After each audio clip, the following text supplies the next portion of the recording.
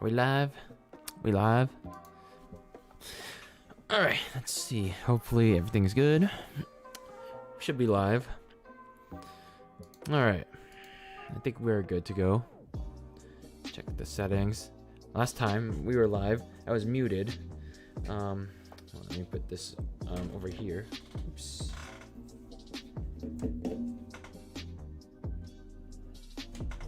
There we go. Last time we were live on this fine channel, I was muted.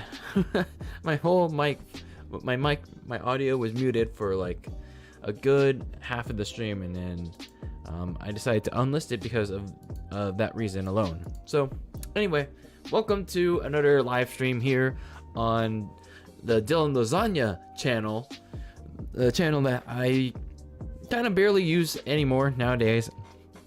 All my work is now, all my dedication, I guess, is now onto Very Cold Lasagna, and I apologize for abandoning the audience, whatever's left of it here on this channel. I don't know. I guess I'm kind of gotta say something about it at some point, but I mean, I do want to do some things here on this channel still, but it's just like it's either I don't want to make excuses, but I'm trying to continue to grow the other channel, the Very Cold Lasagna channel, because I think we're getting some good things going on the sports channel, because that's what I like talking about most right now. That's what I love doing right now, is talking about sports and pro wrestling, and I think it turned into a hobby, and it still is a hobby. It's kind of like a passionate hobby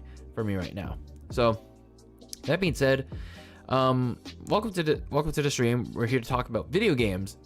We're here to talk about some gaming stuff here on this channel. And I'm DylanLasagna, as you can tell. And it's been a hot minute since we last chatted about the Nintendo Direct, or at least tried to talk about the Nintendo Direct. To give you a brief recap of what I tried to talk about on the last stream while I was muted, I thought the Nintendo Direct from last September, last month, was pretty good. It is probably a direct, one of the best directs I enjoyed in a long while, 2 years worth since I enjoyed it, but nonetheless, I enjoyed it. I enjoyed the direct. And then since then, there were some interesting developments. There's some interesting developments that happened in the world of gaming. There we had Sora from Kingdom Hearts finally join Super Smash Bros. Ultimate. We've had the official reveal of the Grand Theft Auto Trilogy be announced by Rockstar officially. This is not like rumors, dirt sheets, or whatnot. This is the official confirmation of Rockstar confirming the GTA Trilogy collection of 3, Vice City, and San Andreas. Although I do wish that Liberty Cities and Vice City Stories were also in there too, because those are two good games. Those are two good games that should be on that should be played by everyone too. But I mean, still, you still get 3 classic GTA games on modern consoles, and then we'll discuss what they're doing with it. And then you got some other unfortunate news about the Nintendo Switch Online service and their expansion pass. Yeah, there's some news about that too that came out this past Friday. So we're going to talk about this in this quick little live stream about the news in the gaming sphere that I found interesting.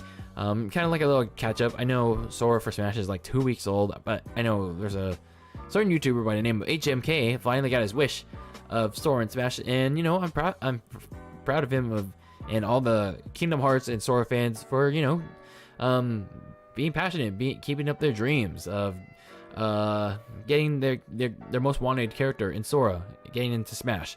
And you know, maybe someday I'll get my most wanted in Crash Bandicoot in the next Smash game, so we'll see.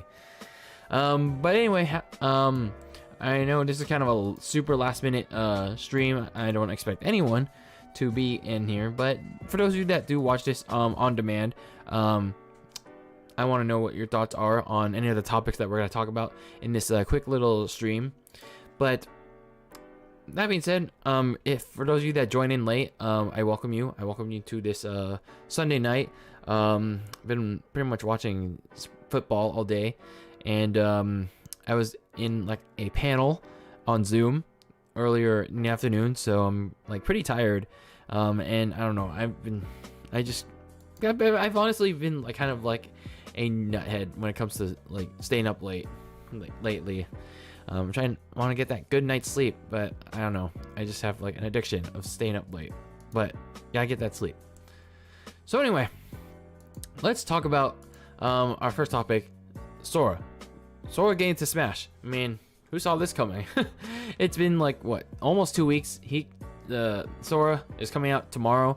The final DLC character is obviously Sora.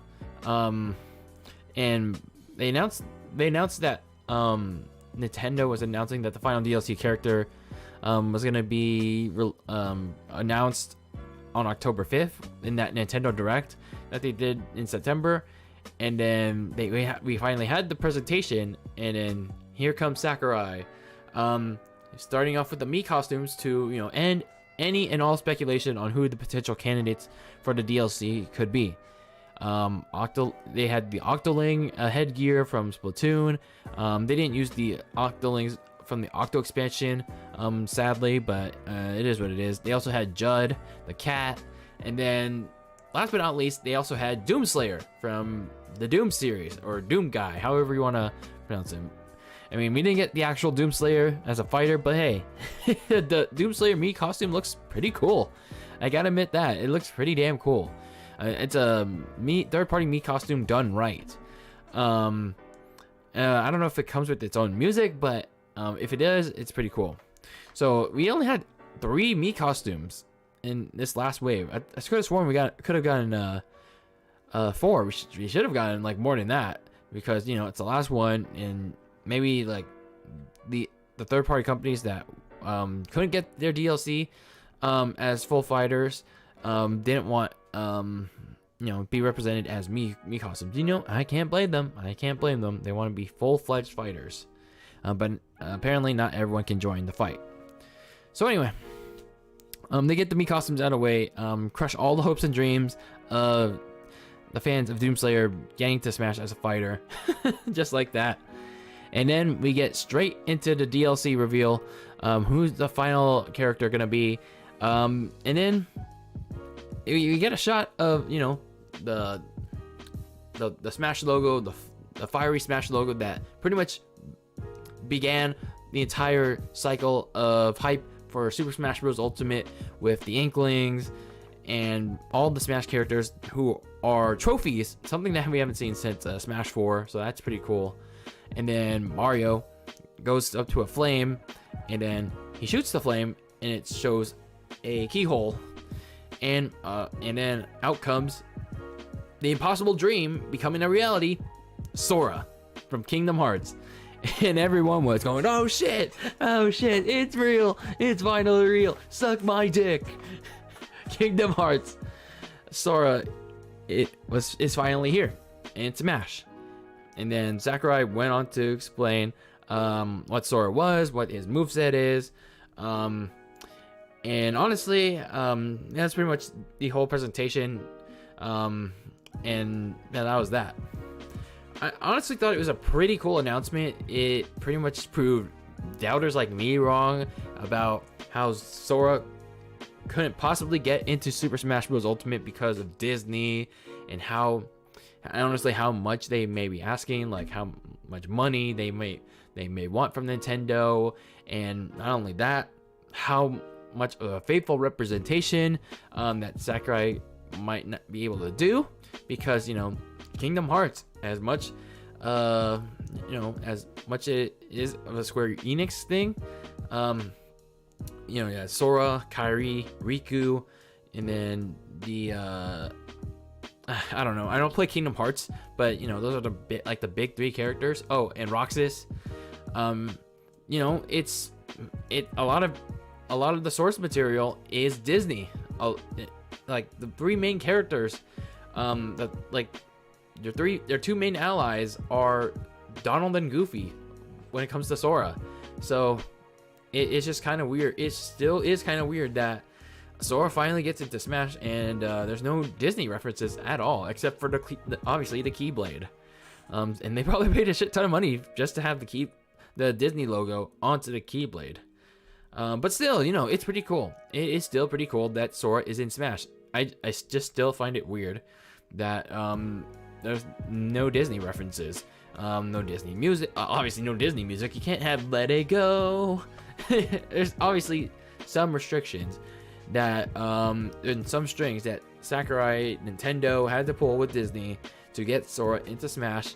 They had some of the original arrangements in there too. I'm also kind of sad, you know, that they didn't have the theme music that goes dun dun dun dun dun, dun dun dun dun.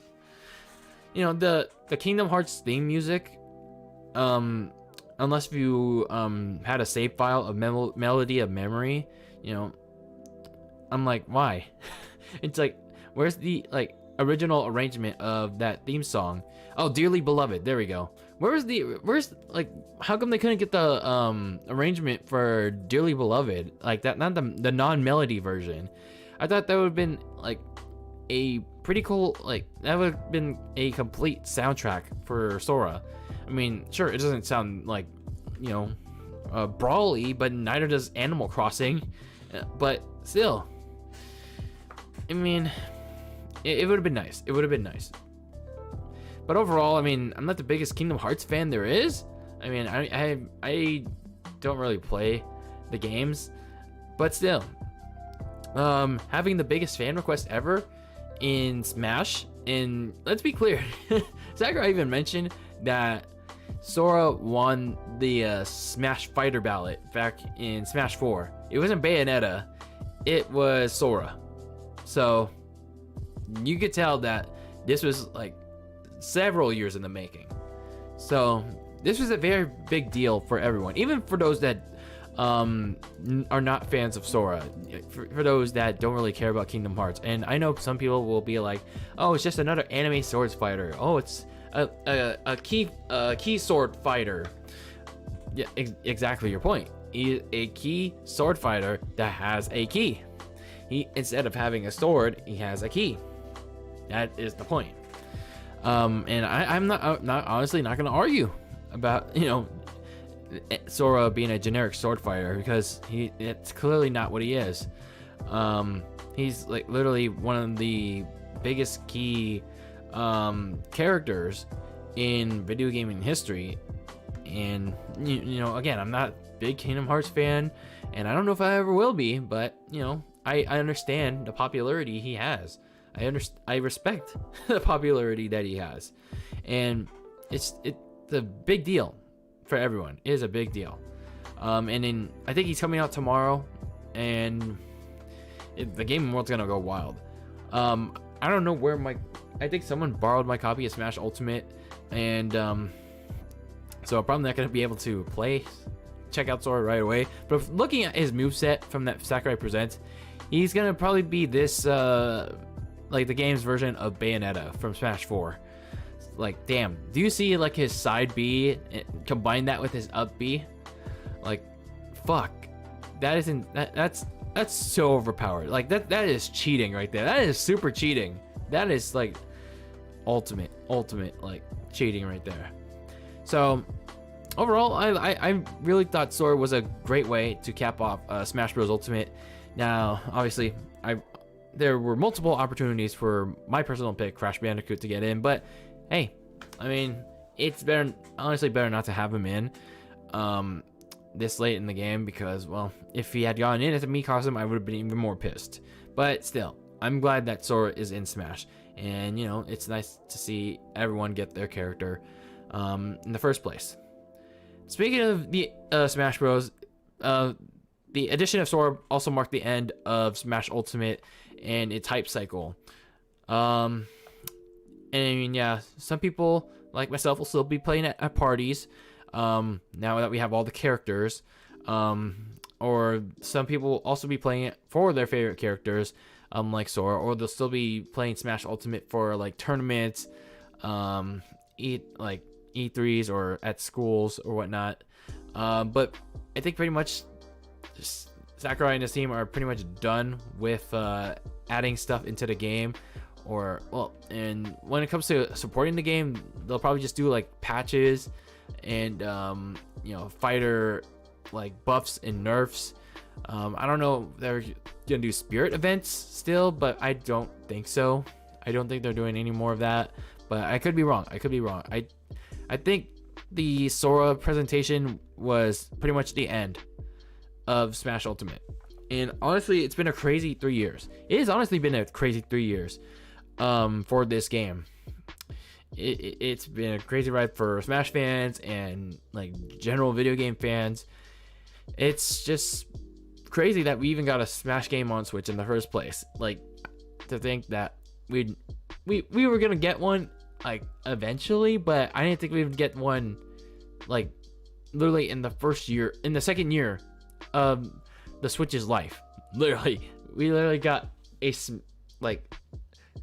Smash game in year 2 of the Switch. That is insane. That is literally insane. And then to top that, we literally got everyone back from the previous Smash games. You had Snake, Sonic, Pac-Man, Bayonetta, Ryu, and then you add on Kent, Simon, and Richter, and then you get other fan favorites like Ridley, King K. Rool, and then the other DLC characters like Joker, Banjo, Minecraft Steve, Sephiroth, and then obviously Sora. But man, that roster is like super stacked. It is literally super stacked, and it's pretty insane. It is really insane when you're looking back on it. And obviously, like I may not got my personal pick, but there's still some characters that I liked. There's still some characters that I will enjoy in this game. The Inklings, Bayonetta, K. Rool, Min Min, Pyramithra, Sora, if I ever get to master him. And even though I don't really care for his games, Terry Bogard ended up being one of the most fun characters I played as in Smash. Like literally, like, I didn't care for his games, I didn't care for his reveal, but he ended up being a fun character. Like, think about that. Like, holy hell, that's insane. Now, obviously, there are some things that I wish that Nintendo and Sakurai could have done, in terms of adding things, in the base game and up to this point. Now they added like some things like home run contest, and I think they also, I forgot what else they added. It's been so long. Custom stages. I forgot what else they added, but it's been 3 years, okay? It's been 3 years too long. But I think they should have added like the original All-Star mode from Brawl or Smash 4, because like the All-Star mode in Ultimate, I'm not a fan of it. It's just like fighting all the fighters in one stage. Like, I want to feel that like nostalgic trip fighting all the fighters, in like a kind of like a classic mode route, but you're fighting every fighter in a historic timeline. And that could have been seriously done in Smash Ultimate, instead of going like, it's kind of like the the multi-man brawl in like you see now in Ultimate, except with the roster of characters. And I would have liked to see the All-Star mode from Smash 4, and then Break the Targets was a popular mode. Boss Rush, I would have loved to see fighting all the bosses in the game like separate from World of Light or classic mode. It would have been awesome to fight all those bosses. More Echo fighters like this, like there was a good opportunity, considering that they added like Daisy, Richter, Ken. I think those were the Dark Samus. They've only made use of the Echo Fighter concept with like 4 fighters. Really, only 4 characters. Like, they really could have went all in. They really could have went all in with the concept of Echo Fighters. I mean, they weren't that hard to develop. I mean, again, I'm just a dude sitting here saying that, but still, like, they didn't seem that hard to develop. I mean, look at Daisy. She's like literally a carbon copy of Peach, and look at Chrom. She's a carbon copy of Lucina, and Lucina's a carbon copy of Roy, and well, Roy's pretty much a carbon copy of pretty much every other Fire Emblem character in the game. But still, you get the idea. Like, there could have been like a lot of potential characters that could have also had Echo Fighters too. But other than that, like, the other thing I will say about Smash, it lived up to in terms of the roster being an ultimate game. It really did. It had the ultimate roster, and for some people, it's the ultimate game. And for me, it is an ultimate roster, but with one exception. But in terms of the overall game, it's a really good game. Like, it's still missing something. It still missed some things, but hey, it's a really good party game. It really is a good party game. And it's gonna be a little sad, you know, that there's not gonna be a roster like this when the next Smash game comes out, because like, how are they gonna negotiate Sora in this game, in the next Smash game, or how are they gonna negotiate Cloud or Sephiroth in the next Smash game, or Snake? Those are tough. Like, third-party negotiations are tough. They really are. Hey, people can always come back to Smash Ultimate if they don't end up liking the next Smash game. That next Smash game is gonna be real interesting whenever that comes out in like the next decade or so, and if, you know, Sakurai directs that next one. So overall, Smash Ultimate is a really good game. It's a really good game, and it ended on a bang. It really did. So moving on to our next topic. Also announced in that Sora presentation, Kingdom Hearts is coming to the Switch. You know, this would have been a really good opportunity for me to finally play Kingdom Hearts. You know, give the series a chance, especially on the go. However, there's one problem. There's one major problem with Kingdom Hearts on the Nintendo Switch. You have to play them on the cloud. They're cloud games. What do I mean by that? You not only have to purchase these games if you want to play them, but you'll need strong internet to run them. Yeah, I honestly have no words right now.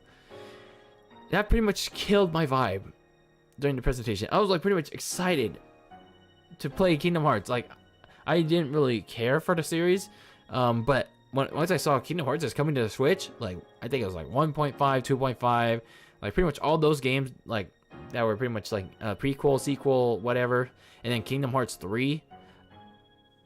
I was excited. And then they showed that small fine print that you have to play on the cloud. I'm like, oh my god, Nintendo. This is not even a Nintendo thing. This is Square Enix. These were like, how did they find it so hard to port over these games onto the Switch? These were PS2 and PS3 games. How did they find it so damn hard to port these games over onto a hybrid console like the Switch? And this was stronger than the PS3 and the Xbox 360. Like, what was their excuse? I guess their excuse was, it was too difficult. It's too difficult to port them over right now because of the storage capacity of the Switch. Motherfucker! People can nab 256 gigabytes on a micro SD card for $30 to $45 on Amazon, especially when we get to the holiday season. Those larger size SD cards in the 200 to 500 gigabyte range are gonna go much lower. They're gonna go much lower on Amazon. during Black Friday, Cyber Monday, all throughout the holiday season. It's gonna be easy for people to nab those things. And the internal storage on the Switch OLED is 64 gigs. And hell, even if that wasn't the case, The Witcher 3 on the Switch, and Doom Eternal, and Doom 2016 on the Switch run fairly well, and the graphics are fairly good. This Kingdom Hearts, like all those games, they still look like they're from the PS2. They really do. When I saw those clips of the gameplay on PS3, it still looked like it was from the PS2. It really did. So this is pretty much a matter of fact of Square Enix being lazy as fuck, and this is where I'm going to transition to my next topic about GTA. This is why I worry about future third-party games on the Switch, because if they're gonna just go to the cloud, if third-party companies are just gonna make cloud games for the more modern games like Call of Duty, or what they're doing with Guardians of the Galaxy, or what they're doing now with Kingdom Hearts, the Switch is gonna be made to look like the Google Stadia. Yeah, that shitty failed platform, that cloud-based platform. I really don't like cloud gaming. Like, why is it suddenly the future? Not everyone has a good internet connection. And again, it's a lazy way for companies to port their games onto the Switch. And lastly, they're useless on the Switch when you go outside of your house to play them portably in the car when you're on a road trip. So this was ass backwards. This was really ass backwards. And I don't know why they had to announce it here. And the fact that they decided to make this cloud now. Why didn't they put in the works, them having a studio to work on a native port of an all-in-one package of Kingdom Hearts 1 to 2 and their sequel game, in their various other games but 3 on the Switch. Now I understand that 3 is very intense, so I guess I would give it a little more leeway when having that game run in the cloud. And I know that would suck for people that really want to play Kingdom Hearts 3 on the Switch, but still everything before Kingdom Hearts 3, inexcusable, really inexcusable for them to be running on the cloud. Really unacceptable. Like, how can they flub that up so bad? How can Square flub that up hella bad? And I really hope people don't buy in and sell out into these Kingdom Hearts games on the cloud on the Switch. And if you do, I don't know what to tell you. I mean, it's your prerogative, your money, but you're gonna be wasting your money on games that you won't even own in the next year or 5 years or decade. Just saying.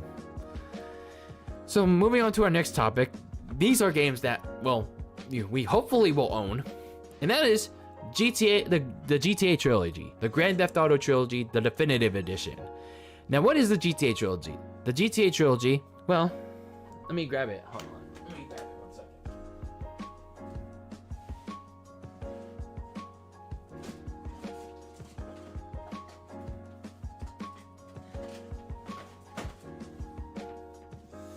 There we go. The GTA Trilogy was a collection of games, right here, like this one. A little bit of glare. The GTA Trilogy was a collection of 3 games by Rockstar. 3 of, I would say, 2 of the best. 2 of the best Grand Theft Auto games. Sorry for people that loved Vice City, but I personally did not like it. 2 of the best 3D era GTA games in one package, and then also Vice City. are gonna be remastered for modern day consoles. Rockstar has mentioned that these remasters are gonna include modern, like new graphics, new lighting. There are also leaks about better control schemes, having GTA 5 style controls. I'm not sure how that's gonna work, but we're likely to see some gameplay soon enough. Hopefully this Friday on GTA 3's 20th anniversary. This Friday, the 22nd, when GTA 3 first came out 20 years ago, and they officially announced the game coming out last Friday, like almost 2 weeks ago.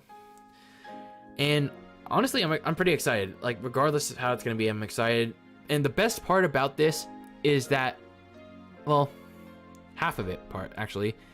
The best half part about this is that it's coming to the Nintendo Switch. Yes, for the first time ever, Grand Theft Auto, a mainline Grand Theft Auto, not Chinatown Wars, a mainline Grand Theft Auto game is coming to the Nintendo Switch. And actually 3 of them are coming to the Nintendo Switch. So you get, like, for people that have never played GTA, GTA 3, Vice City, San Andreas, you're gonna get an opportunity to play these games for the first time. Now, sure, you won't get a chance to play them the way they were 15, 20 years ago on the go, but still, these are 3 of the best games of all time. Well, some of them may be subjective to Vice City. But case in point, I'm very excited for this. I'm very excited for this. Now, obviously, I have my concerns. Like I mentioned, I think it was a couple weeks ago, when it comes to, how's the gameplay gonna be, and then when it came to the Switch version, what kind of format is it gonna be? Is it gonna be digital only? Is it gonna be a, I'm not hoping for the worst, but a cloud version of the game? Because if it's a cloud version, then I'm out. I'm officially reversing course on my praise for these remasters. If the Switch version gets a cloud version, and then if it's a retail version, or if there's an actual like physical boxed release, with the Switch, like a Switch packet, Switch case, then I'm sold. I mean, it may have like a download. I hope it comes all in one cartridge, but GTA on the go, whether it's in the toilet, in the car, wherever I am, on the bed, playing those games, it's gonna be good. Now, another concern I have is the music. The music is gonna be another concern because those music licenses have expired. Some people may have noticed that if you play GTA, any of the GTA games, the Trilogy on Steam, that it had to be frequently updated because the licenses to some of the songs were expired and they had to be removed because Rockstar didn't pay for didn't renew the license for those songs. So did Rockstar renew the licenses for every song in the original soundtracks of these games, or what? I'm not sure what the deal is. Maybe, I don't know, maybe they added some new songs to counteract that. I don't know. It's going to be an interesting thing to do. And I know some people were clamoring for the main characters in GTA 3 and Vice City. This is Quad, this is Tommy Vercetti, to swim like CJ does in San Andreas. It could be that could be a possibility, but I'm not counting on it because this is not like a remake or anything, where they completely change things. This could be a remaster. where they keep mostly everything the same, you know, just make it all pretty, but not like, you know, San Andreas mobile phone pretty. that one was like they just like made it ugly. I mean, don't get me wrong, I liked playing GTA San Andreas on the PS3, that remaster, but like, yeesh. Just looking back on those graphics was not great. But overall, I'm really excited to learn more about GTA, the definitive edition, the definitive trilogy. Like, that's a really like tongue twister when you're saying the whole name. So GTA, the definitive trilogy. I'm excited to learn more about that, and let me know how you guys feel about that too, because it's a good opportunity. Granted that Rockstar doesn't fuck it up, to play GTA on a Nintendo Switch finally on the go. And hopefully, if it sells well, hopefully these rumors are official that they'll sell the box release to the physical retail editions of the definitive edition of the trilogy too. You know, because it'll sell. These will sell. And if it sells well, then we can get other remasters too. We can get other remakes too of GTA 4, Red Dead Redemption, and the one that people have been claiming for too, Bully. Yeah, like, who knows? I might be able to get to play Bully for the first time. So we'll see what happens. I hope we get some confirmation this week, some more news about this definitive trilogy this week, especially by this Friday when GTA 3 finally turns 20 years old. So we'll see what happens there. Now, last but not least, our final topic of the night is about Nintendo Switch Online and their expansion pack. If you didn't see the Nintendo Direct back in September, Nintendo revealed that they're expanding the Switch Online service by adding Nintendo 64 games and Sega Genesis games. Ooh, wow. That'll entice people to subscribe. So this expansion pass that had 64 and Sega Genesis games, well, we're gonna be added on. We're an add-on to the regular Nintendo Switch Online service. But at the time of the Direct, nobody knew like how much was it gonna cost, how different was gonna be from regular Switch Online. Well, on Friday, like, we got our answer during the Animal Crossing Nintendo Direct, which I didn't watch because I don't give a shit about Animal Crossing. So that being said, Nintendo revealed in 2 trailers that they're gonna be packaging the newest Animal Crossing DLC into the expansion pass of the Nintendo Switch Online service. And essentially that means that the new expansion pass for Switch Online is not going to be $30, is not going to be even $40. It's going to be fucking $50. Yeah, $50 for a service that doesn't even have online functionality.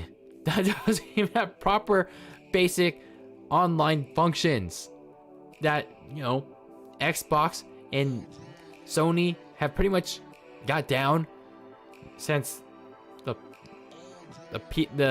PS3 and the Xbox 360. Like, you see why I never want to subscribe to Switch Online?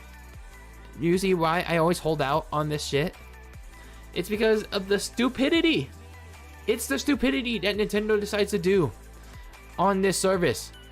And some people will suck Nintendo's dick. And keep in mind, again, this is your money. This is your right to, you know, subscribe to the service by paying $20 or $50 if you want the Nintendo 64 games. And there are also people that say that, oh, the expansion pass is optional. And yeah, you're right. But then look at what you're getting right now. Look at what you're getting, not in terms of the 64 games and Genesis games at launch, But look what you're getting overall. Look at what you're getting as a whole. You're not getting many Nintendo 64 games. You don't, and Sega Genesis game. You also don't know how frequent they're going to be adding these games. You also don't even have a way to message your friends. The way to add friends too is still pretty complicated. It's still those stupid friend codes. There's still no way to locally back up your saves. Like that's a thing that should even require Switch Online, but still. And most importantly, there is no local voice chat. There is no native voice chat built into the Nintendo Switch. Now, they finally added Bluetooth support for Bluetooth headphones, but there is still no native voice chat on the Switch. Like, it took them 3 years, actually 4 years, to finally add Bluetooth headphone support. But why are they budging away the idea of adding native voice chat on the Switch? Like, what in what world do we have to communicate? What world do we have to use a phone app? I mean, aside from Discord or Zoom, in what world do we have to use the Nintendo Switch Online app and talk to our friends, and then if an urgent call comes up, we have to end the voice call? In what world? In what fucking world? And let's go back to the pricing. $50. $50 for a service that is not even a fully functional online service. The servers for Smash Ultimate still suck. The Splatoon servers are still also are still 50-50. It's like WWE booking. In general, the online servers are much to be desired. Like, Xbox, PlayStation have dedicated servers. Why doesn't Nintendo have dedicated servers for Smash Bros, Splatoon, ARMS, whoever plays it, Monster Hunter, or Mario Kart? Why don't they have dedicated servers? They have a shit ton of money to invest in this garbage, and yet they're locking their entire virtual console library, their entire retro library, behind a paywall. They are going completely ass backwards on this, and yeah, some people are finally realizing that this is a waste of money. This is not worth the money to subscribe to the expansion pass. They should be realizing too that the entire Nintendo Switch Online is not worth a dime. If you really want Nintendo to finally make a competent online service, boycott it. Hold out on it until, I mean, it might not make a difference, but you know, speak on it. You use your wallet. Speak with your wallet, not with your mouth. And I mean, I've been doing it for 3 years. I mean, sure, the only online game I played on the Switch was Splatoon 2, because hell, it was the only fun multiplayer game I played, not just on the Switch, but in general. I legit had fun with that game. And when Nintendo decided to strip that away from me by paying $20 a year for the same service, just you're now paying for it, I was pissed. I was pissed off. And here I am 3 years later, still doing well on this holdout. And I still got plenty of games. I still got plenty of games to play, whether it's on the Switch or on PC, on Steam.